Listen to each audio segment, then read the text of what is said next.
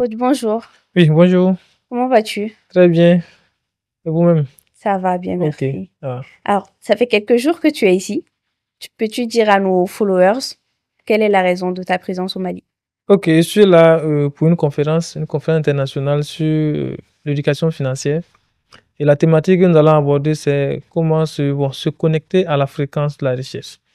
Donc, c'est ce pourquoi je suis là, sous l'invitation de mes frères maliens, pour venir partager avec eux aussi ce que nous savons de l'éducation financière, ce que nous savons du domaine de la finance personnelle. Comment se connecter à la fréquence de la richesse? Vous aviez déjà écrit un livre sur ça. Ça veut dire que vous avez beaucoup de choses à dire sur le sujet. Absolument, il y a beaucoup de choses à dire à ce sujet. Et cela, bon, j'ai écrit le livre parce que les gens ont passé leur temps à parler de la finance d'entreprise et ils ont oublié la finance personnelle. Et d'autres vont se dire pourquoi au fait aller payer de l'argent pour apprendre à gérer son argent alors que nous-mêmes nous sommes dans la pauvreté.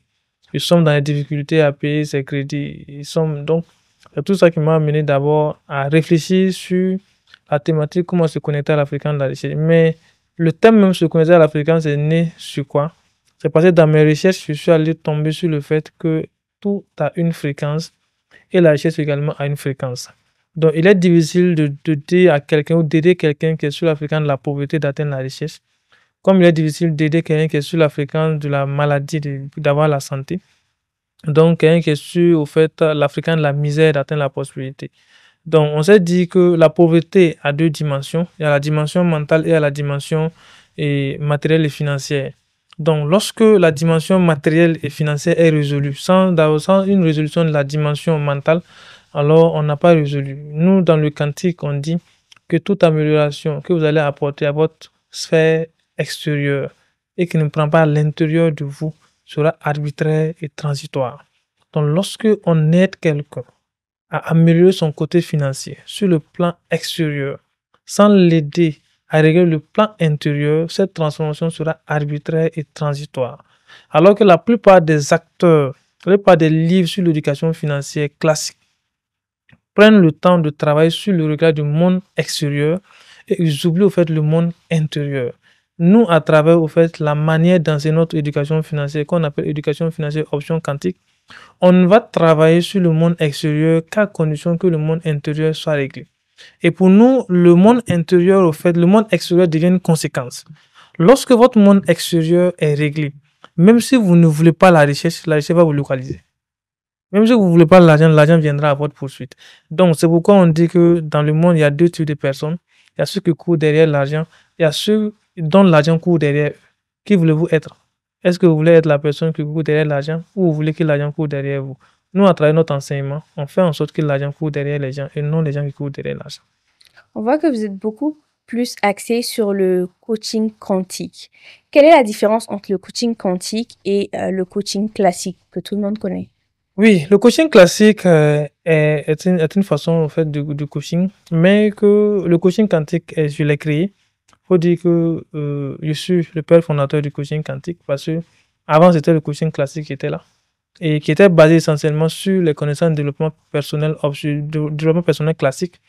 Mais moi, je suis allé faire d'abord, j'ai fait d'abord le coaching intégral, niveau 1, niveau 2 et niveau 3. J'ai fait le coaching classique niveau 1, j'ai fait le coaching de vie, j'ai fait le coaching personnel et professionnel, j'ai fait de la numérologie et j'ai fait une numérologie karmique, numérologie kabbalistique et j'ai fait ce qu'on appelle de l'énergétique quantique. Et après, quand j'ai fini, j'ai d'abord commencé par le coaching classique, ensuite le coaching intégral, mais j'ai vu qu'il y a une certaine vérité que les gens ne disaient pas. La quintessence même de la connaissance. On nous donnait au fait les résultats, mais comment on obtient les résultats, on n'expliquait pas ça. Et c'est là maintenant je me suis dit, mais attention, donc c'est qu'il y a quelque chose de caché. Et l'autre élément qu'on constatait, ceux qui nous enseignaient, on n'arrivait jamais à atteindre leur dimension parce qu'il y a une certaine vérité qui est cachée. Et c'est là, dans mes recherches, j'ai tombé que, au fait, la source de la connaissance est le domaine quantique. Et quand j'ai cherché, je suis tombé que le quantique était à la base de toute création, mais la dernière création est connue. Donc, et j'ai créé alors le coaching quantique, qui est un mélange de spiritualité, un mélange de métaphysique, un mélange de la physique quantique, un mélange de l'épigénétique, de la biologie fondamentale et de la numérologie pour faire un tout. Et lorsqu'on te coach avec les connaissances quantiques, même si tu ne veux pas réussir, la réussite de vie, la réussite va te localiser et t'imposer. Donc là, maintenant, on aidera l'homme. Enfin, vous savez, l'homme est subdivisé en 3 parties. Si nous revenons, en fait, ça dépasse 3. Mais si on revient sur la Trinité, l'homme est conçu dans 3 parties. Il y a l'âme, l'esprit et le corps. Donc, dans le coaching classique, on va s'intéresser simplement peut-être au corps, alors que les 2 autres parties, voilà, qui sont les plus importantes, sont négligées. Le quantique nous dit que la partie physique ne représente que 1% de l'être et la partie au fait, les 2 autres parties, qui est l'âme et l'esprit, représentent 99% de l'homme. Mais lorsqu'on s'occupe de 1% et qu'on oublie 99%, comment vous voulez que les gens vivent en paix, dans le bonheur? Nous, dans le quantique, on ne va pas s'occuper de 1%, on va s'occuper des 99% afin que les 1% puissent bien se porter. Donc, voici de façon simple ce que c'est que le coaching quantique. Le coaching dans la description classique, tout comme vous l'avez expliqué dans le coaching quantique, ça englobe beaucoup de choses. Mais chez nous, surtout, beaucoup de gens voient le coaching comme une arnaque qui permet à certaines personnes de soutirer de l'argent à ceux qui ont beaucoup moins de connaissances. Oui, il faut dire que dans tous les domaines, il n'y a pas ce domaine, il n'y a pas d'arnaque. Il n'y a pas ce domaine, il n'y a pas de faux. Il n'y a pas de domaine aussi, il n'y a pas de bon. Donc, ça dépend de l'expérience que les gens ont vécue. Malheureusement, je suis d'accord. Peut-être que ceux qui sont venus avec le coaching, dans un premier temps, on fait un mélange du coaching avec le marketing, je dirais quoi, le marketing de réseau. On fait un mélange du coaching avec les plateformes d'investissement. Et comme ils arrivaient à aider les gens à être épanouis, et en même temps, ils étaient les leaders et ils essayaient de prendre les fonds de ces derniers-là pour mettre au fait dans ces différentes plateformes de marketing de réseau, et beaucoup ont perdu. Il y en a beaucoup qui ont perdu, mais la base, c'était le coaching. C'était les acteurs du coaching qui faisaient la promotion de ces plateformes-là. Donc, ça fait aujourd'hui que quand on parle de coaching, tout le monde te voit comme un vendeur d'illusions, comme des gens en fait qui sont là pour arnaquer. Alors que le coaching, dans sa forme normale, n'a rien à voir avec ça. Est-ce que vous voyez? Ça n'a rien à voir avec ça parce que le coaching vient aider une personne à pouvoir trouver des solutions par elle-même à ses propres problèmes. Vous, si vous avez des problèmes, que Dieu vous en éloigne, si vous venez me voir en tant que coach, moi, je dois voir en vous la personne qui détient sa solution. C'est-à-dire, vous avez votre problème. Et moi, mon travail, c'est de vous poser des questions afin que vous puissiez résoudre votre problème par vous-même. Maintenant, au-delà de ça, qui dit coach, dit un leader. Si j'arrive à vous aider à résoudre votre problème, je deviens alors votre mentor, je deviens alors une personne ressource. Et tout ce que je vais vous dire, vous allez croire et accepter. Et c'est dans ça que nos aînés ont travaillé à avoir la confiance des gens parce qu'ils ont utilisé les outils du coaching, c'est pas du. Quand tu l'appliques, tu as des résultats. Est-ce que vous voyez? Donc, quand on vous donne les outils, donc comme certaines personnes qui étaient dans des difficultés ont utilisé les outils, ils ont eu des résultats. Par conséquent, ils ont eu la confiance de ces derniers et ils les ont induits peut-être dans des histoires de plateformes qu'eux-mêmes ne maîtrisaient pas et beaucoup ont perdu assez d'argent. Donc, on prend maintenant cette image et encore le coaching. Ça n'a rien à voir. Mais dans ce cas, qu'est-ce qui différencie le coaching du mentorat ou de la thérapie? C'est pas la même chose. C'est pas la même chose. Coaching, formateur, il y a le coaching, il y a le formateur, il y a le coach, il y a le formateur, il y a le mentor, il y a le conseiller, il y a le consultant. Ce sont des domaines carrément différents. La particularité du coaching par rapport aux autres domaines, c'est quoi? Un mentor, c'est quelqu'un qui a de l'expérience et qui a de la connaissance et qui peut vous orienter. Voilà. Qui, à travers son portefeuille relationnel, à travers au fait, son expérience ou à travers sa recherche, peut vous aider. Mais vous ne pouvez pas réussir dans ce sens avoir un mentor. Alors que le coaching dans sa forme normale n'est pas du mentorat parce que le mentor peut vous conseiller alors qu'un coach ne doit pas conseiller quelqu'un. Un coach voit en un individu sa propre solution. Donc nous utilisons ce qu'on appelle la maturité socratique. La maturité socratique dit quoi? Que les questions sont plus importantes que les réponses et chaque réponse constitue encore une nouvelle question. Le coach n'a pas à dire je te conseille. Le coach n'a pas à dire je sais que ça c'est bon pour toi. Non, le coach t'amène toi-même à découvrir ta propre solution à travers des questions. Alors qu'un formateur, c'est quelqu'un qui connaît, qui a de la connaissance et qui vient quitter d'un point A à un point B à travers au fait, son savoir. Le coaching, c'est pourquoi nous on dit que le coach est défini comme quelqu'un qui ne connaît rien. C'est pourquoi il intervient dans tous les domaines. Le coach est polyvalent. Le travail du coach n'est pas compliqué. Ça va poser des questions comme le journaliste. Seulement que nous, on pose des questions en nous basant sur les outils. On pose des questions en orientant la personne jusqu'à ce que la personne passe toujours du doigt son propre problème pour savoir que les solutions les problèmes qui sont en nous, les solutions sont aussi en nous. Et nous allons à travers des questions aider. Donc, le mentorat n'est pas ça. Mais un coach peut devenir un mentor. Est-ce que vous voyez? Si vous avez aidé quelqu'un à résoudre un problème et que la personne arrive à avoir confiance en vous, vous pouvez quitter le cadre du coaching pour prendre la personne comme un mentor. La personne peut vous faciliter, vous faire des accès à travers ce qu'on appelle ses contacts et tout ce qui s'ensuit. Vous ne faites donc pas, vous ne façonnez pas l'avenir des gens comme beaucoup le pensent. Vous les aidez eux-mêmes à trouver les solutions à leurs propres problèmes. On ne détient aucun miracle. C'est ça, souvent, certains pensent que les causes sont des charlatans. Non, on ne détient pas de miracle. Non, on voit chaque être humain comme étant la solution, son problème et sa solution. Et nous, on est là juste pour l'aider à trouver ses propres solutions, c'est tout. Voilà. Et ça, c'est un travail. C'est ça le travail. Ça va poser les questions. On voit la personne comme une réussite. Vous êtes une réussite. L'homme est tellement bien conçu qu'il n'a besoin de rien que de lui-même pour réussir. L'homme est tellement bien conçu qu'il n'a besoin de rien que de lui-même pour pouvoir réussir. Mais les gens n'ont pas ça. Les gens pensent que c'est des facteurs extérieurs qui viendront leur permettre de pouvoir réussir. Alors que non, c'est les ressources internes qui sont en vous que vous devez réveiller pour pouvoir réussir. Je n'ai besoin de rien que de moi-même. Vous n'avez besoin de rien que de vous-même. Et qui doit vous aider maintenant à vous surpasser? C'est un coach. Vous ne pouvez pas réussir dans la société sans coach. Tous les présidents américains ont des coachs. Tous les grands ont des coachs. Donc pourquoi vous aussi vous n'allez pas? Aujourd'hui, la place du coaching n'est pas encore connue en Afrique. C'est pourquoi on traite les coachs de tous les mots. Mais personne ne peut réussir sans un coach. On dit quoi? L'US disait dans son livre, Le jeu de la vie, que personne ne peut réussir sans qu'une personne ne lui dise « je crois en toi ». Ça peut être un parent, ça peut être votre maman, votre papa, un ami. Mais le coach d'office est formé à croire à tout le monde. En fait, c'est quelqu'un qui vient donner de l'espoir là où il n'y a plus d'espoir, qui vient donner de l'espérance où il n'y a plus d'espérance, qui vient là où on pense que c'est l'échec, qui vient dire qu'ici, là, il y a du succès. Ça, c'est le coach. Parce que partout où nous sommes, on voit des mines d'or. Est-ce que vous voyez? Et là, ça, c'est le travail du coach. Vous travaillez beaucoup avec les entrepreneurs de différents domaines. Vous êtes vous-même entrepreneur. Comment vous avez fait pour trouver votre voie? Est-ce que le coaching, c'était quelque chose de prédéfini pour vous? Oui. Ou il y a eu un déclic? Comment ça s'est passé? Oui, pour moi, je suis passé par beaucoup. C'est vrai que le coaching, c'était quelque chose que j'aimais. Moi, j'ai à la part banquier de formation. J'ai un master en banque finance. Après une licence en métier et art et métier. Oui, la licence était à l'IBAM. C'est quand même une transition particulière. Oui, l'université c'était Institut burkinabé des arts et métiers de l'IBAM au Burkina, où j'ai fait une licence en assurance banque finance. Et après, je suis allé me spécialiser en banque finance. Voilà. Mais après ma licence que je me suis lancé dans l'entrepreneuriat. Voilà. Donc, quand j'ai fini, j'étais en banque, mais c'était ennuyant pour moi. Parce que je ne trouvais pas au fait. J'étais en banque, c'est là où tout le monde rêve d'être. Moi, j'y étais. Mais je ne me sentais pas à l'aise. Est-ce que vous voyez? Donc, j'ai quitté, je suis allé ouvrir un secrétariat. Et j'ai commencé à animer des formations. Le jour où on m'a appelé pour un recrutement, je suis allé faire le test de recrutement. J'étais le premier dans le test.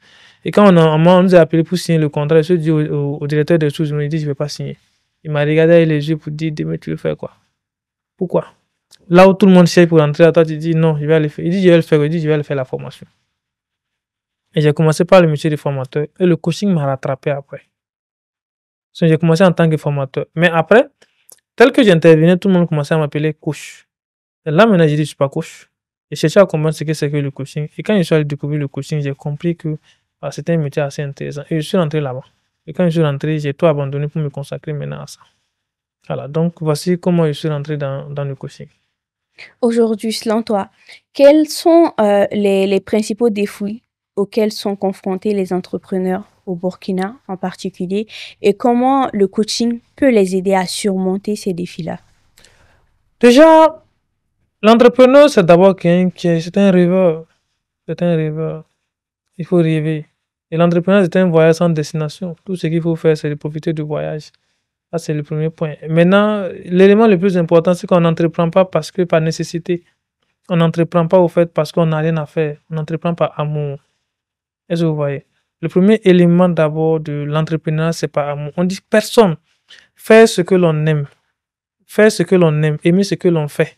et aimer ce que l'on est sont les 3 clés du succès. Donc, lorsqu'une personne fait ce qu'il aime, il aime ce qu'il fait, et il aime ce qu'il est, il ne peut pas ne pas réussir. Alors que dans le contexte entrepreneurial aujourd'hui, les gens sont formés. Et comme ils n'arrivent pas à avoir de l'emploi, ils se lèvent pour aller essayer. L'entrepreneuriat est tellement important qu'on ne va pas essayer. Aller essayer l'entrepreneuriat, c'est se moquer de l'entrepreneuriat. Et l'entrepreneuriat vous sonne très mal. Donc, il faut entreprendre d'abord par amour. Il y a 4 caractéristiques pour moi qui définissent un entrepreneur. Première caractéristique, c'est la créativité. Deuxième caractéristique, c'est l'innovation. Troisième caractéristique, au fait, c'est le réseau. On appelle la collaboration. Et la quatrième caractéristique, c'est ce qu'on appelle l'opportunité. Donc, il faut être créatif. Il faut pouvoir innover. Il faut avoir un réseau. Et il faut également, en fait, pouvoir saisir les opportunités. Sans entrer dans les détails, un entrepreneur, c'est quelqu'un qui apporte, au fait, des solutions à un problème qui existe. Quand tu veux entrer dans l'entrepreneuriat, pose-toi la question, qu'est-ce que je viens pour résoudre? Si tu n'as pas trouvé ce que tu viens pour résoudre, change de domaine parce que tu n'es pas fait pour entreprendre. Alors que les gens entreprennent sans savoir ce qu'ils sont, quel est le problème qu'ils sont appelés à résoudre. Moi, je suis venu dans le coaching parce qu'il y a un problème.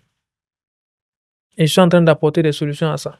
J'ai au fait aujourd'hui un centre de certification de coach. Voilà, je peux dire l'un des meilleurs centres de certification de coaching au Burkina, où on forme des coachs, c'est pas possible à l'intérieur. Parce qu'il y avait ce problème-là. Il n'y avait pas un bon centre au fait qui formait des coachs. Je suis venu, j'ai dit, bon, moi j'ai une capacité intellectuelle. La chance que j'ai, c'est d'être au fait diplômé de 3 masters. Je peux utiliser ces connaissances-là pour concevoir des modules et former au fait des coachs qui seront influents. Et on a atteint cette solution. Donc, je sais où je vais. Est-ce que vous voyez? Alors que la plupart des gens se lancent et ils se lancent dans l'entrepreneuriat. J'allais vous poser la question, parce que ce qui est aussi important dans l'entrepreneuriat, c'est avoir la vision. Mais vous ne l'aviez pas évoqué. Oui, quand je parle de rêve, je vous explique. Le rêve crée la vision. Et la vision amplifie le rêve pour encore créer la vision. J'ai mon premier livre, c'est sur l'entrepreneuriat. Oui. Mes premières formations, c'est sur l'entrepreneuriat. Mes premiers voyages, c'était sur l'entrepreneuriat. C'est après que j'ai viré à 180 degrés pour venir au fait dans le domaine quantique. Quand on parle de rêve, on ne peut pas rêver sans vision. C'est le rêve qui va créer de la vie. C'est pourquoi j'ai parlé d'abord de rêve. Pour rêver. Et le rêve va entraîner ce qu'on appelle la vision. Et la vision va naître de quoi? De l'ambition et tout ce qui s'ensuit. Donc, dès lors qu'on a le rêve, alors la vision doit s'ensuivre forcément. Alors, est-ce que tu peux partager avec ceux qui nous suivent une expérience que tu as eue avec un de tes clients où ton coaching l'a vraiment aidé à avoir des résultats positifs, qui a vraiment eu un gros impact sur sa vie ou sur ses entreprises? Ça, c'est assez beaucoup quand même. C'est pas chaud. Qui je vais prendre? J'ai encadré beaucoup de cadres, voilà, dans des grandes structures qui avaient des difficultés à pouvoir, au fait, se relever. J'ai aidé aussi beaucoup de personnes qui avaient des rêves pour entreprendre, qui ont beaucoup entrepris. D'autres qui voulaient des conférenciers, qui sont des conférenciers internationaux. Il y en a assez. Bon, le problème, souvent, quand on dit de parler de ces exemples, il y en a assez quand même. Même actuellement, voilà, il y a une aujourd'hui, coach Eva Sanou, qui va saluer en passant, voilà, qui avait le rêve d'être aujourd'hui une conférencière et puis une coach internationale. On l'a reçue, on l'a encadrée et aujourd'hui, elle fait les plateaux, elle anime ses formations et ses conférences.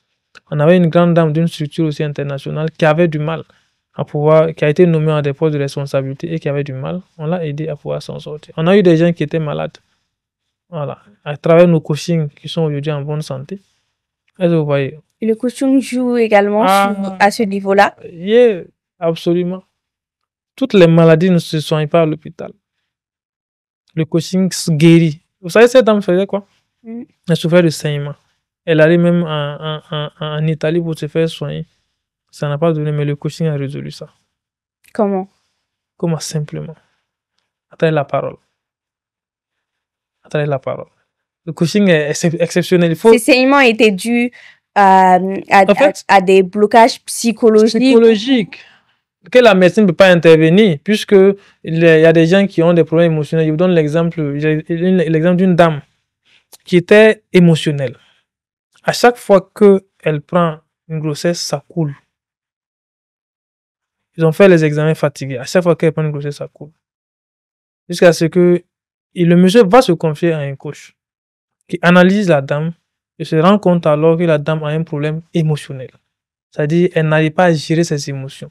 Et les émotions jouent négativement sur la grossesse. Donc, à chaque fois que la dame tombe enceinte et que le mari fait quelque chose et qu'elle est stressée, elle se voit, et qu'elle rentre dans ces états, alors la grossesse coule. Dans ce genre de conditions, on appelle le monsieur, on lui dit, ta femme là, elle est beaucoup émotionnelle. Pour que tu puisses avoir un enfant, alors rends-la heureuse quand elle tombera enceinte. On a résolu le problème, on n'a pas résolu. Mais la femme a accouché. Ça, c'est le coaching. Et les médecins n'ont pas vu. Ouais, parce que là, c'était un problème psychologique. Psychologique. Voilà, c'est pourquoi on dit que si vous voyez que le coaching a eu de l'essor, c'est parce que la médecine conventionnelle a échoué à quelque part. Les gens n'ont pas eu de solution. C'est parce que la religion a échoué à quelque part. Les gens ont fait recours à des religions, ils n'ont pas eu de solution. C'est parce que aussi la médecine traditionnelle a échoué à quelque part. Les gens ont fait recours, ils n'ont pas. C'est pourquoi le coaching est ressorti. Ici, vous voyez que les premiers coachs ont eu les gens. Et on parlait d'anarques. On peut, au fait, amener les gens à perdre beaucoup. C'est parce qu'ils étaient considérés comme une source d'espoir. Est-ce que vous voyez? Là où, en fait, les gens ont essayé toutes les solutions, n'ont pas pu.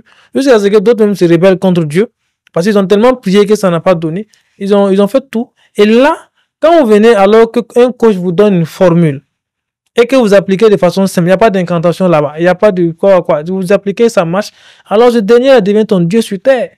Mais est-ce que là aussi, c'est pas parce que tout ce qui touche à la santé mentale, c'est un peu diabolisé en Afrique? C'est mal vu, par exemple, d'aller voir un psychiatre ou un psychologue, alors que ça ne veut pas forcément dire que tu es fou. Les coachs, dans ce cas-là, par exemple, dans le cas de la dame, que tu as cité en exemple, ça aurait tout à fait pu être le travail d'un psychologue. Mais c'est mal vu dans nos sociétés. Oui. Oui. Maintenant, c'est pas aussi tout que les psychologues résolvent, hein.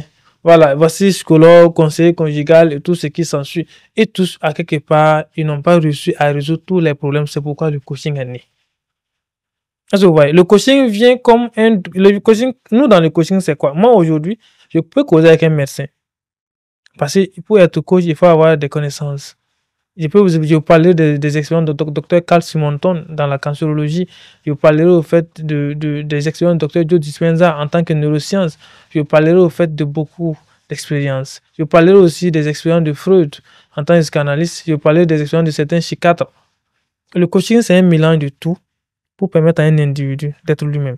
Donc, à quelque part, c'est pas tout que les connaissances conventionnelles résolvent, parce que l'homme même, en fait, c'est ce que j'étais en train de vous expliquer, il y a une partie cachée à l'homme que si c'est pas à travers le coaching, vous ne pouvez pas toucher, qui est l'âme et l'esprit. C'est vrai si vous voyez un peu. Donc, tout ce qui est comme conventionnel, tout ce que vous avez cité, la médecine, les psychiatres et tout ce qui s'ensuit, voilà, vont toucher la partie visible, alors qu'il y a une partie invisible qui est l'âme et l'esprit. Et c'est le coaching qui peut résoudre ça. Au commencement était la parole. Donc, et la parole était Dieu. Donc, nous, on utilise la parole. Vous êtes beaucoup dans la spiritualité. Pas beaucoup dans la spiritualité, c'est pour vous dire qu'on utilise tout. Même moi, je suis musulman, mais je lis la Bible. Voilà, je cite les versets bibliques qui disent que... C'est la science. C'est la science, voilà, qui dit que la parole prononcée ne montera pas au ciel sans avoir accompli ce pourquoi elle a été prononcée. Est-ce que vous voyez? On touche là du tout pour permettre aux gens d'être en paix avec eux-mêmes.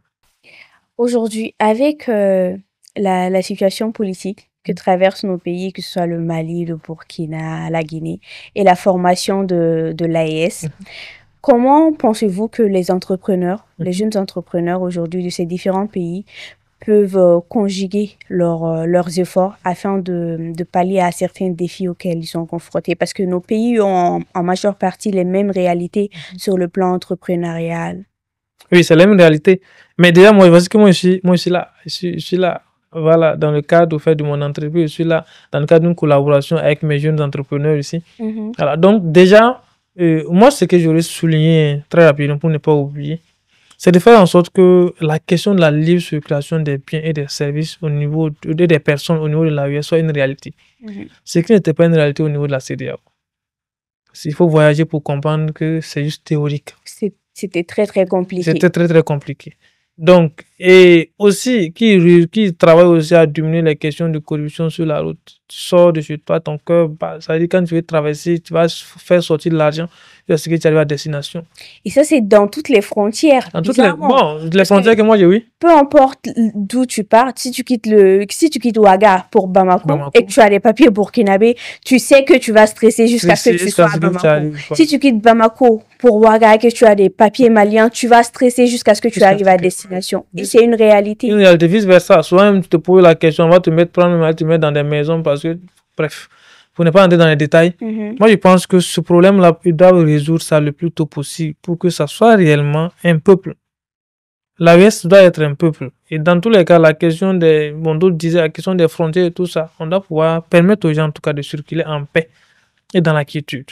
Ça, c'est le premier élément. Deuxième élément, c'est que ça va, les questions douanières aussi, si ça c'est résolu, alors vous allez voir que nous allons très facilement faire des échanges, ce qu'on appelle des échanges commerciaux entre les différents pays.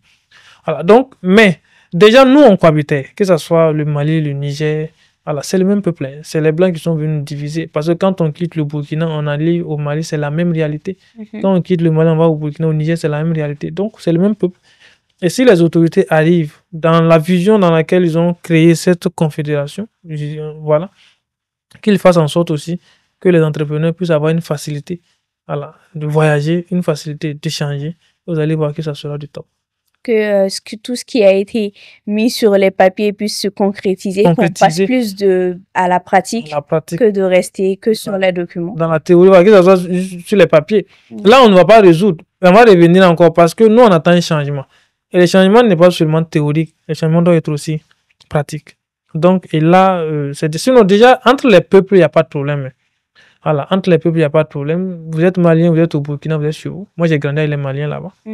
Voilà, vous êtes aussi burkinabé, vous êtes au Mali, vous êtes chez vous. Moi, j'ai mon patron qui est là, qui est très bien à l'aise. Voilà, donc ça veut dire que si les politiques aussi arrivaient à résoudre ça, vous allez voir qu'on sera en paix.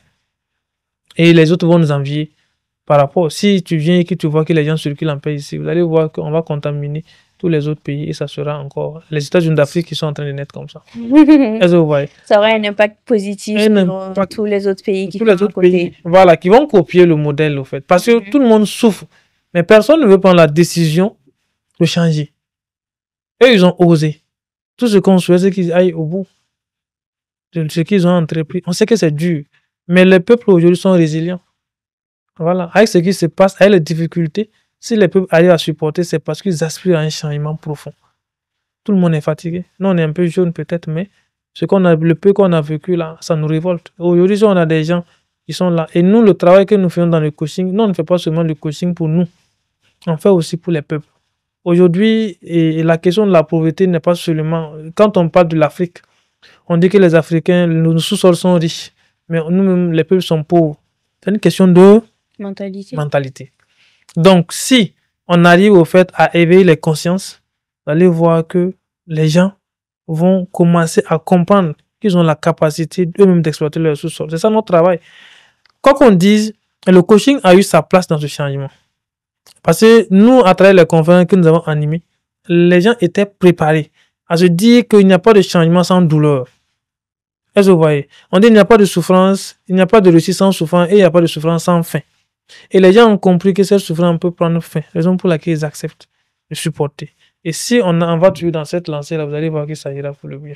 Mais ne penses-tu pas que cet éveil a encore beaucoup de schémas à faire pour qu'il soit, cet éveil de conscience-là soit général? Parce que il y a, je dirais, 2-3 ans, on commençait à voir que notre génération et ceux qui sont un peu au-dessus de notre génération avaient commencé à avoir un certain éveil de conscience qui nous donnait espoir, qui nous permettait de nous dire que oui, le changement sera pour très bientôt. Mais avec les réalités qu'on vit au quotidien, est-ce que cet éveil-là n'a pas encore besoin de beaucoup de travail pour qu'il soit encore plus général? Oui, au fait, je vous explique. C'était les dirigeants qui étaient le problème. Même si tu as la volonté et que tu arrives devant, on va t'amener en fait, c'est un système qui est mis en place. La chance qu'on a aujourd'hui, c'est de prier Dieu, que Dieu donne longue vie à nos dirigeants pour qu'ils gardent toujours cette même mentalité-là. Si ils arrivent au fait à être stricts, le reste va suivre. Donc, alors qu'avant, c'était quoi? C'est vrai, moi souvent je disais, souvent quand on causait, je disais aux gens, il faut qu'on arrive au fait un jour au pouvoir pour comprendre il y a quel diable là-bas pour faire que les gens changent.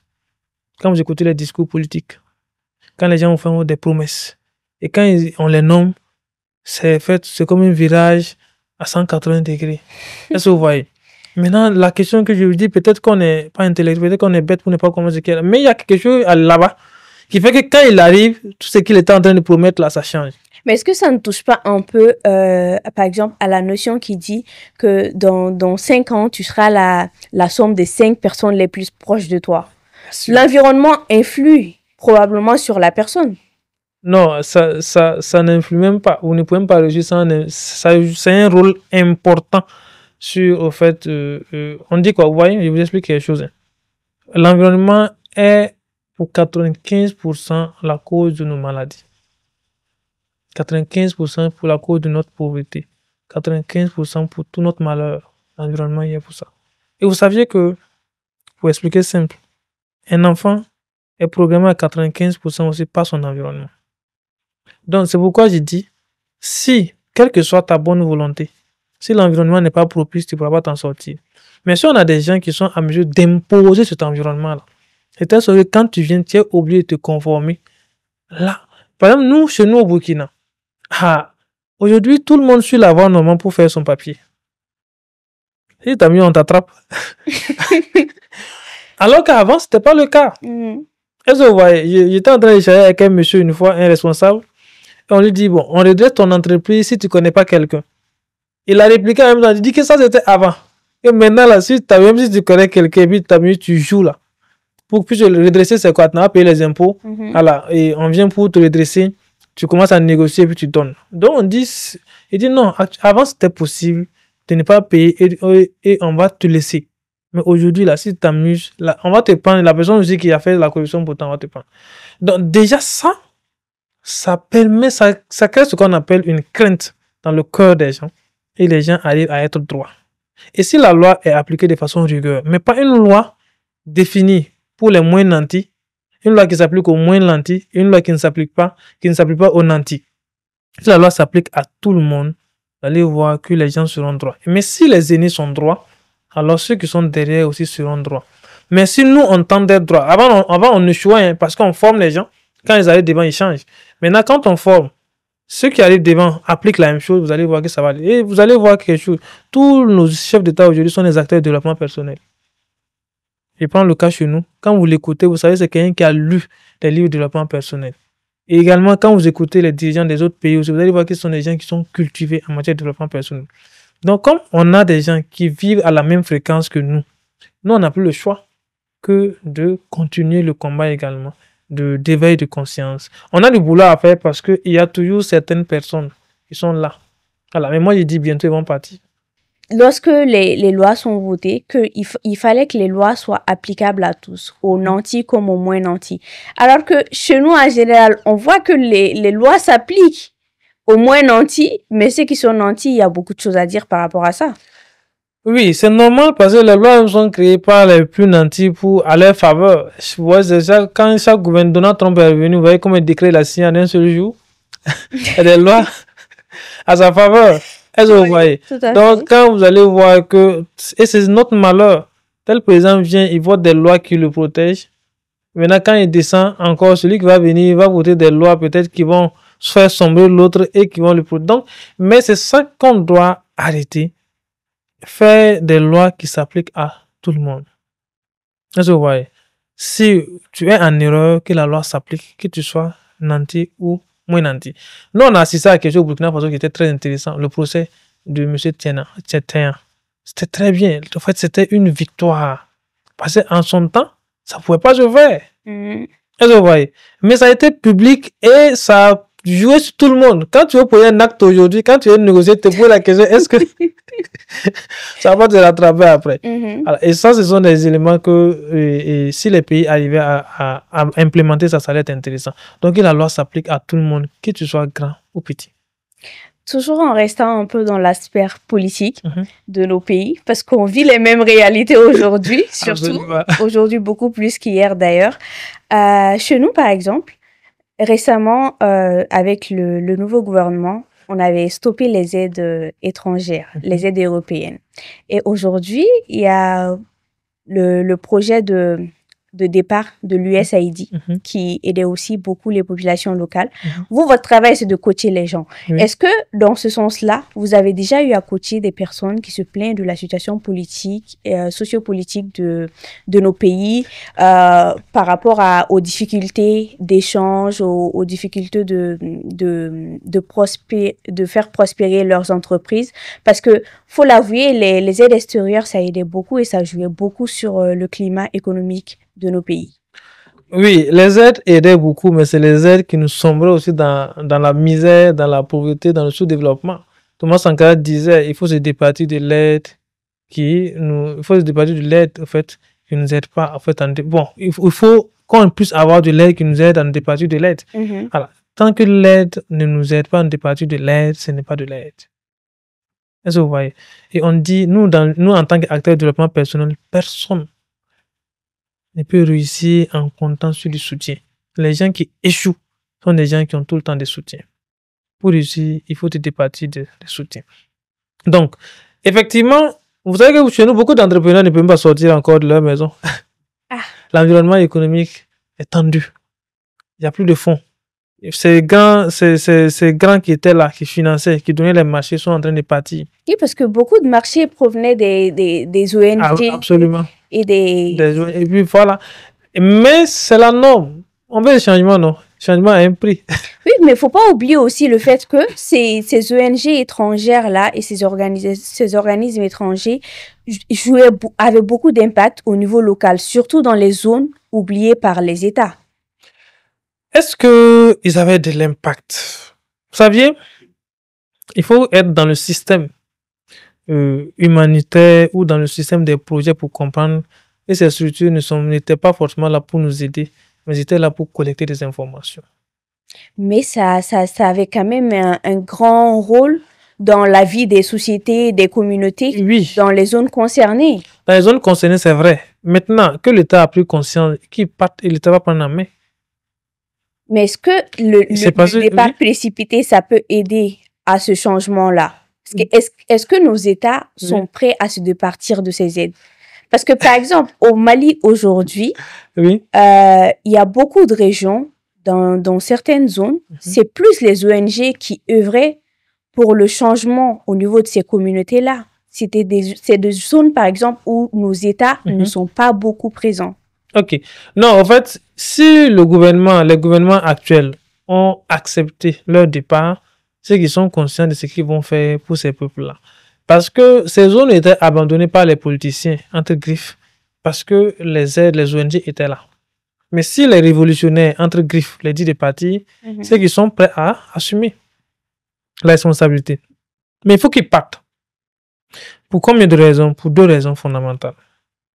D'abord, quand ils vont partir, le gouvernement va prendre ses responsabilités.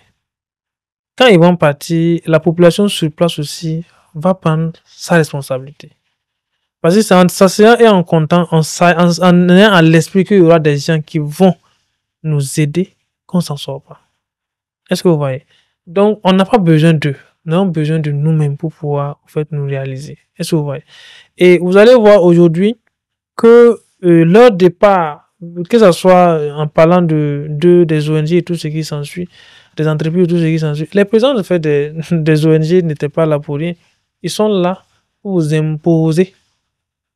Absolument. Ils vont être leur présence, c'est en contrepartie de quelque chose. Mais est-ce que ce que nous on donnait en contrepartie, là, si on utilise, on peut se développer avec? C'est ça la réalité. Est-ce que vous voyez? Donc, et il faut qu'ils partent pour qu'on assume. Pourquoi ils ne veulent pas partir aussi? Vous êtes là pour aider des gens. Ceux dont vous aidez vous disent partez. Vous dites non, on ne va pas partir, on va laisser vous aider. Mais si on dit qu'on a besoin de votre aide. Souvent, l'aide est plus forte que la demande. Hein? Non, c'est pas ça. Il faut qu'ils partent. S'ils partent, au fait, on va souffrir un temps et on va pouvoir s'en sortir. Est-ce que vous voyez? C'est pas eux seulement, c'est pas les ONG seulement. Même les grandes entreprises, au fait, d'autres sont en train de partir. Ces grandes entreprises vont partir, c'est pourquoi l'avantage pour nous, pour revenir à la question des entrepreneurs de l'AES, il y a un très grand avantage parce que nous-mêmes, on va exécuter nos marchés. Est-ce que vous voyez? Nous, et on va imposer des normes. Par exemple, on va dire que pour faire un bon goudron, une voie asphaltée, un bon goudron, il faut que ça soit une entreprise qui vient de l'extérieur. Notre président a dit, par exemple, aux gens, ce sont nos entreprises qui feront nos routes. Mais la possibilité de continuer à exploiter au Burkina dépendra de la qualité de ton travail. On te donne un marché. Si le marché est mal exécuté, tu n'auras plus de marché encore au pays. Ça, on te met à l'écart. On te met à l'écart. Ça veut dire, toi, on va te retirer ton permis d'exécution. Même aujourd'hui, même les mines, on retire les permis d'exécution des mines. Donc, ça veut dire que on va consommer chez nous. Hein? Mais on va aussi imposer la qualité à nos acteurs. Parce que tout le monde était convaincu à un certain moment que l'Africain, c'est la médiocrité. Alors que nous sommes aussi intelligents. Très, très intelligents. Mais c'est parce que tout simplement, on se dit qu'il y a d'autres personnes qui doivent venir faire le meilleur pour nous. Non, mais en fait, je pense qu'on est intelligent. Mais est-ce que on a envie de faire les efforts nécessaires pour mettre en place cette intelligence-là? C'est ça, on nous impose maintenant. Là. La qualité de ton travail va définir en fait, si tu dois continuer à exploiter ou pas. Est-ce que vous voyez? Même nous, même les médias. Si on dit aux médias aujourd'hui que la qualité de vos images dépendra, soit vos images sont de bonne qualité, soit on ne diffuse pas, vous allez voir que tous les médias ont changé. C'est qu'il y a beaucoup de médias qui vont fermer entre-temps aussi. Et ça, vous savez que c'est bien? Oui, ça aide à faire le tri un peu dans la pouponnière, c'est important. C'est ce que comment on appelle le domaine des assurances, l'autorité au fait de l'UOMOA qui gérait les assurances avait décrété en son temps en disant que pour être une assurance, pour ouvrir une compagnie d'assurance, il fallait avoir 1 milliard. Mais ils sont passés à combien? À 5 milliards. Et les fausses compagnies d'assurance, ils ont tous fermé. Ça, vous voyez un peu. Et ça a augmenté le coût. Ils ont augmenté le coût pour faire partir ceux qui ne sont pas à la hauteur. Et surtout ceux qui n'ont pas le niveau adéquat. L'autre élément, c'est d'amener les gens à ce qu'on appelle le fait d'une cohabitation, une fusion. Vous êtes là nombreux. Chacun fait des choses médiocres. Alors que si vous mettez votre force ensemble, vous faites quelque chose de qualité et d'unique. Donc, beaucoup de compagnies d'assurance ont fusionné. Ceux qui ne pouvaient pas tenir ont fermé. D'autres ont été rachetés. Et ça a permis d'assainir le marché, le marché des assurances. Donc, c'est ce que aussi l'État devrait faire, imposer une certaine qualité aux gens. Imposer une certaine norme aux gens. Et vous allez voir que ça sera dur, mais on va y arriver. Est-ce que vous voyez? Il faut voir le sacrifice que les pays développés ont fait. Nous, on ne fait pas de sacrifice, c'est pourquoi on n'arrive pas. On va de laxisme en laxisme. C'est pourquoi on ne s'en sort pas. On se plaît dans la médiocrité. C'est plus complet dans la médiocrité, en croyant qu'on va changer. Donc, si cela est fait, je pense que c'est bon. Et le départ de ces organismes, c'est très bien. D'autres entrepreneurs vont souffrir. Voilà. Mais je crois que à long terme, ça sera du bien. Parce que par ailleurs, est-ce que ce n'est pas aussi le moment pour que les entrepreneurs africains puissent plus sortir de leur cocon et réaliser de grandes choses? C'est le moment. En fait, actuellement, je dis quoi? C'est dans la crise qu'on bat la prospérité. Celui qui ne s'est pas préparé dans cette crise-là, quand la crise va finir, c'est la misère qui va vivre. La prospérité, c'est tout dans la crise. Quand Covid-19 est venu, d'autres sont devenus riches, d'autres ont été appauvris. Cette crise-là aussi est là. Il y a des entreprises qui sont en train de devenir riches, d'autres sont en train de s'appauvrir. Maintenant, ta capacité, Napoléon, il disait que le cerveau humain contient plus d'or que le sous-sol. À chaque fois qu'il y a une crise, il y a une opportunité d'évolution. À chaque fois qu'il y a une crise, il y a une opportunité d'aller de l'avant. Maintenant, est-ce qu'on est prêt à chercher ce qui nous permet d'aller de l'avant? C'est ça la question. Dans cette crise-là, il y a des gens qui vont se fermer. Il y a d'autres même qui ont déjà fermé. Ça, c'est bon. Mais il y a d'autres aussi qui vont s'ouvrir. Est-ce que vous voyez? Donc, et ça, c'est normal au fait. Dans tout développement, il faut ça. Alors, tu voyages beaucoup. Tu vois les réalités dans les différents pays que tu as l'occasion de visiter pour les conférences, les séances de coaching et tout ça. Quelle lecture fais-tu aujourd'hui du secteur entrepreneurial africain?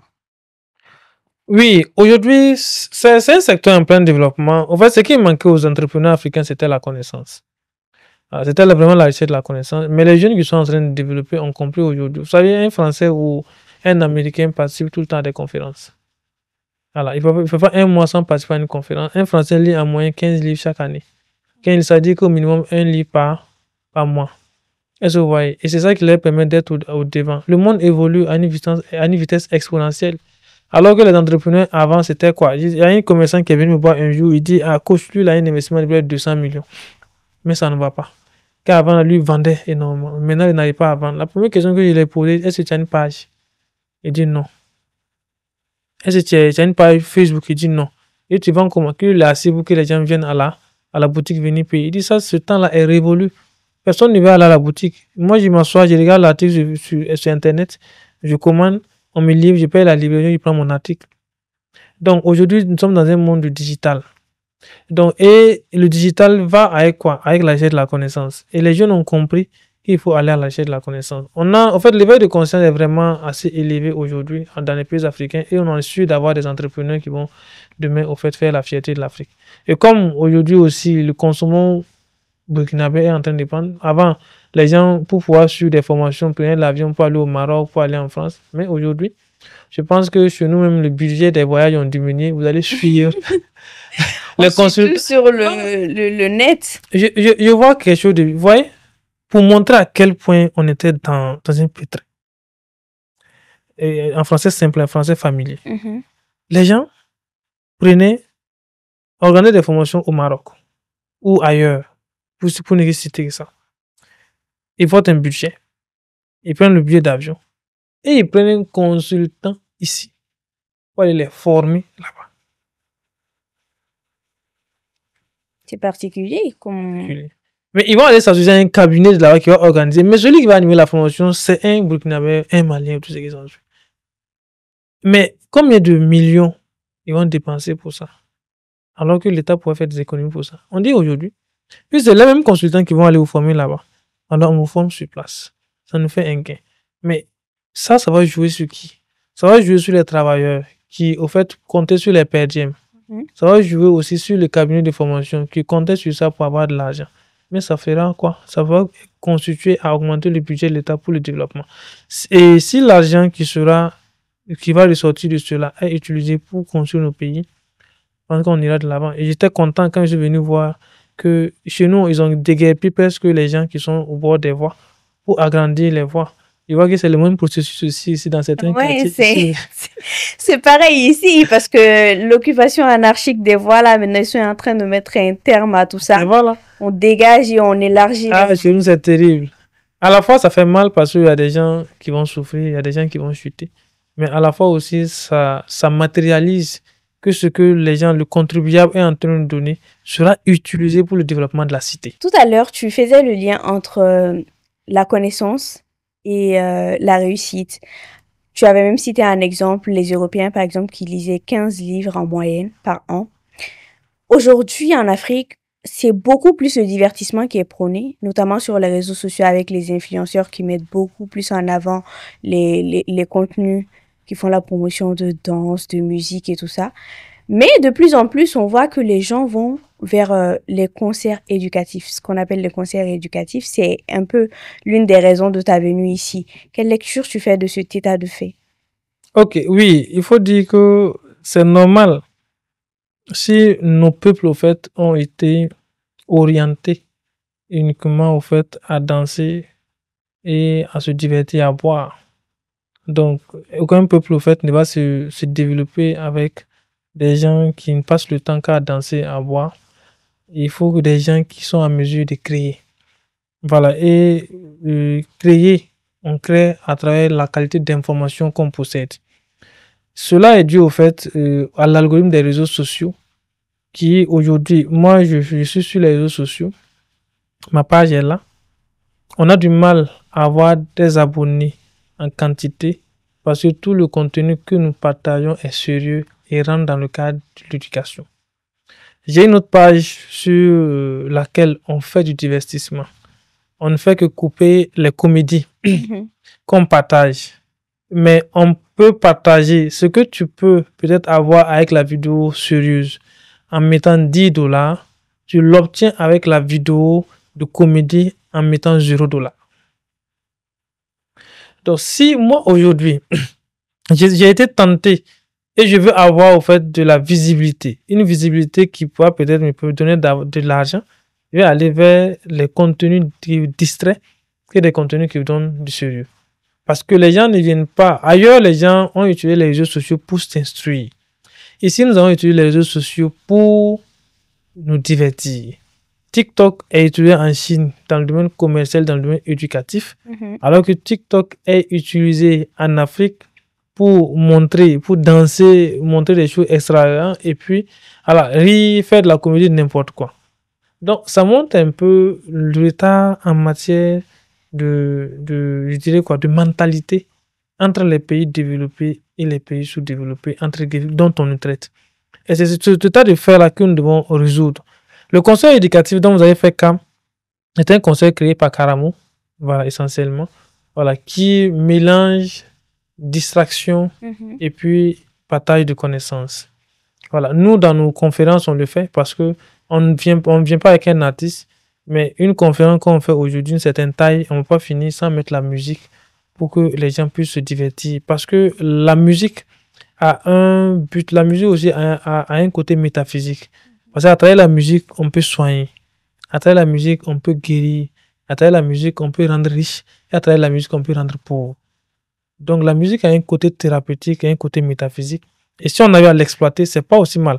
Donc, en parlant de ça, les acteurs culturels vont se voir au fait attaquer. On n'a pas dit la culture. La culture n'est pas forcément de la musique. La culture va au-delà de la musique. Mais lorsqu'on utilise la musique doit être utilisée pour éduquer, pour sauver, pour faire construire.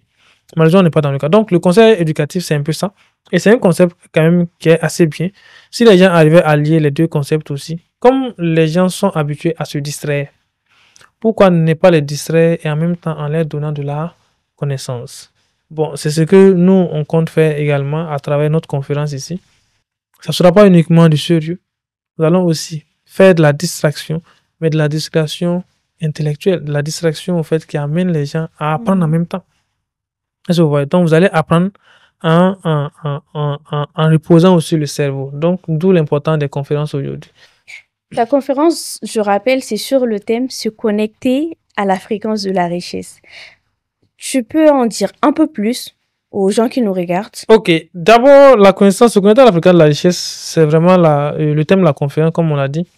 Le but d'abord, c'est de régler le monde intérieur des participants. Il faut d'abord savoir quel est le rapport que tu entretiens avec la richesse avant de pouvoir commencer à chercher la richesse. Et aussi, nous allons leur montrer aussi que la richesse a des dimensions. Et la richesse a plusieurs dimensions, dont la richesse financière et matérielle est la 5e dimension. Mais les jeunes Africains ont été enseignés à chercher uniquement la 5e dimension. Ils n'ont pas été enseignés à chercher les 4 autres dimensions. C'est pourquoi on lutte jour et nuit sans avoir la richesse. Donc nous allons leur montrer le chemin qu'ils doivent emprunter pour que la 5e dimension, qui est la richesse matérielle et financière, soit une conséquence.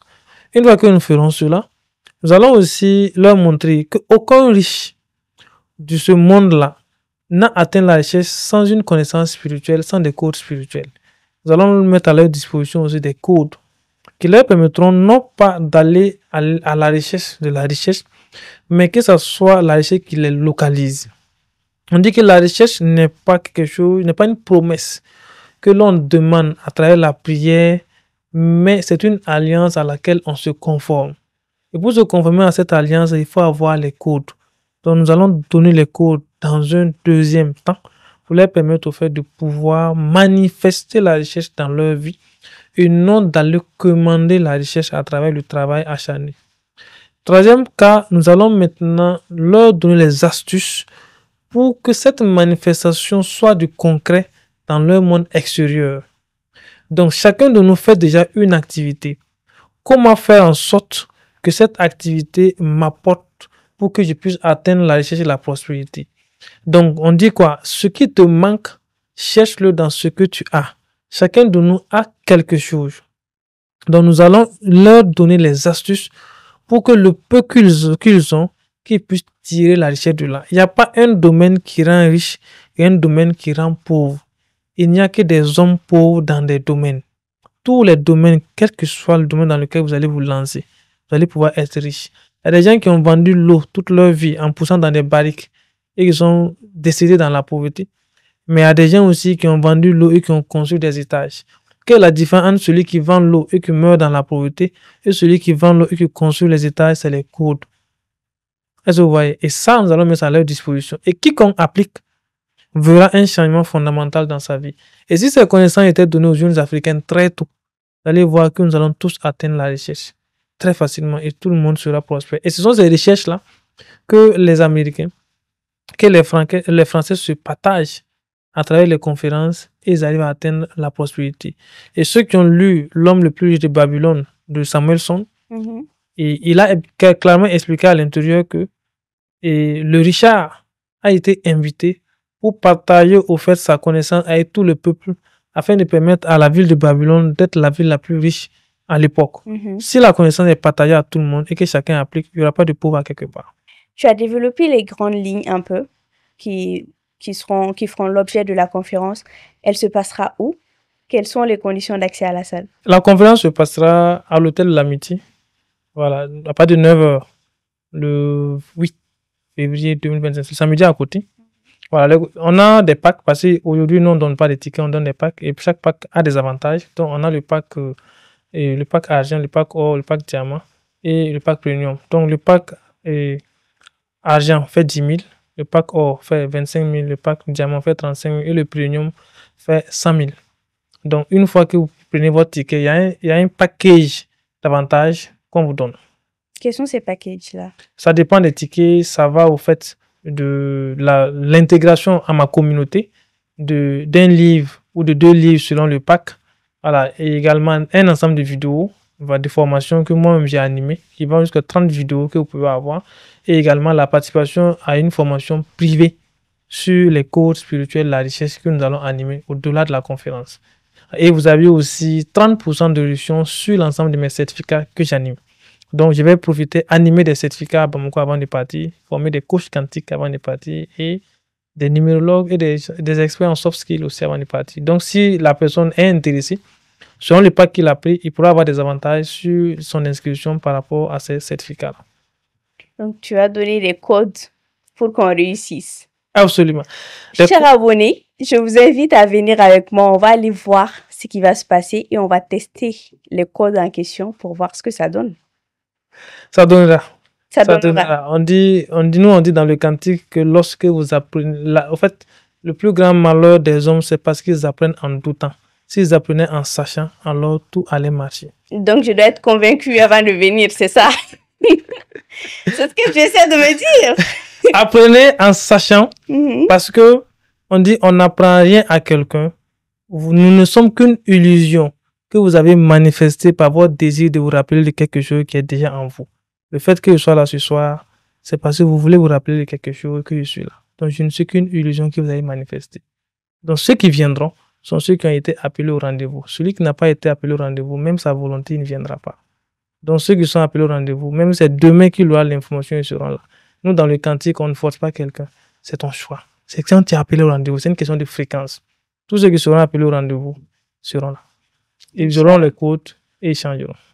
Avant de conclure, quelles sont, selon toi, les 3 principales qualités chez un entrepreneur? Ok, j'avais déjà cité, je dirais 4 qualités. D'abord, la créativité. Créer, c'est aller vers l'inconnu. Créer, c'est avoir la capacité d'apporter quelque chose d'inconnu dans le monde du connu. Créer, au fait, c'est, on dit quoi, c'est faire, je dirais quoi, c'est être à mesure de pouvoir trouver des solutions à un problème. Première qualité. Deuxième qualité, c'est l'innovation. Innover, c'est faire un peu plus, un peu mieux. Donc, qui dit innovation, dit quelqu'un qui est à mesure de copier une idée et d'améliorer. Alors qu'on définit un entrepreneur par qui? Un entrepreneur, c'est quelqu'un qui est à mesure de créer une entreprise à travers une idée nouvelle ou une idée copiée et améliorée. Donc, si vous pouvez créer à travers une idée nouvelle, vous avez la créativité. Si vous n'êtes pas à mesure de créer à travers une idée nouvelle, alors vous devez avoir la capacité de copier et d'améliorer. Troisième élément, c'est essentiellement la collaboration. Vous ne pouvez pas réussir sans être dans un réseau de gens qui sont à mesure de dire, ah tiens, lui là, il est bon dans tel domaine, alors je vais l'envoyer. Lui là, il est bon dans tel domaine. En fait, il faut être recommandé. Et nous, on dit que le succès a 3 indicateurs. D'abord, on dit quoi? Il y a le mérite. Ensuite, il y a la reconnaissance et la recommandation. Si vous n'avez pas ces trois, alors vous n'êtes pas encore. Le premier niveau du succès, c'est d'abord le meilleur. Deuxième niveau, c'est la reconnaissance. Troisième niveau, c'est la recommandation. Donc, si vous aviez un réseau, ça veut dire que vous êtes déjà au troisième niveau du succès, qui est du fait que quelqu'un peut vous recommander. Moi, je suis au Mali ici parce que j'ai un réseau et ces gens m'ont recommandé. Le réseautage, c'est la clé du succès. C'est la clé du succès. Et après le réseau, maintenant, il faut le quatrième élément qui est l'opportunité. On dit Davido Oyedepo disait que celui qui est inopportun est infortuné car l'opportunité est la mère de la richesse. Celui qui est inopportun est infortuné. Alors que les opportunités abondent autour de nous, les yeux qui regardent sont nombreux, mais celles qui voient sont peu. Un entrepreneur qui n'est pas à mesure de saisir des opportunités est un potentiel chômeur. Est-ce que vous voyez, sans opportunité, vous ne pouvez aller nulle part. C'est pourquoi il va même vous dire que si les opportunités viennent vers vous, saisissez-la. Si les opportunités ne viennent pas vers vous, allez à sa recherche. Et si vous ne la trouvez pas, créez-la parce que vous avez le don de la créativité. Vous voyez que la créativité revient encore en quatrième position. Donc, et cinquième élément que je peux ajouter, c'est la compétence. Compétence, c'est un mélange d'expérience et de connaissances. Tu veux être un entrepreneur, va chercher à t'instruire. Tu veux être un entrepreneur, va te former. Tu as au fait 5 millions pour créer un projet. Enlève au minimum 500 000 francs, sinon 1 million, va te former d'abord. Va chercher la connaissance. Parce que si tu n'as pas la connaissance, l'échec sera alors ta formation. Parce que le premier produit d'un entrepreneur reste sa propre personne. Absolument. Donc, c'est pourquoi il faut d'abord travailler sur qui je suis. Qui je suis. Si vous allez savoir qui vous êtes, voilà, qu'est-ce que je connais, alors vous allez pouvoir vous en sortir. Nous arrivons à la fin de ce podcast. Merci Issa d'avoir accepté mon invitation. Ce fait un plaisir d'échanger avec toi. Alors, est-ce que tu as un dernier mot? Oui, d'abord, c'est vous dire merci aussi pour l'invitation. Vous m'avez manifesté par votre désir de vous rappeler de quelque chose qui est déjà en vous et je suis venu au fait de vous rappeler ce qui était déjà en vous. Donc, c'était un plaisir également et les questions aussi, les belles questions que vous m'avez posées aussi, c'était très intéressant. Le dernier mot, c'est de dire simplement aux gens d'aller à la recherche de la connaissance. Si tu souffres, quelle que soit ta souffrance, c'est parce que tu n'as pas la connaissance. Et la connaissance se cherche où? À travers les formations, à travers les conférences et à travers les livres. Lisez, participez à des conférences, car on dit que connaître est l'unique chose, et lorsque tu la connais, tu donnes accès à toute chose. Si tu n'as pas toute chose, c'est que tu n'as pas la connaissance. Donc, va lire, va te former, va à des conférences. Merci beaucoup. Donc, je te dis à samedi. À samedi. Inch'Allah. Maliens, Maliennes, merci encore une fois d'avoir suivi ce podcast. Comme d'habitude, il est disponible en format vidéo sur Facebook et YouTube de la page InfoBrut et en format audio que nous appelons podcast sur Spotify et Apple Podcast. Merci de nous avoir suivis et je vous dis à la semaine prochaine.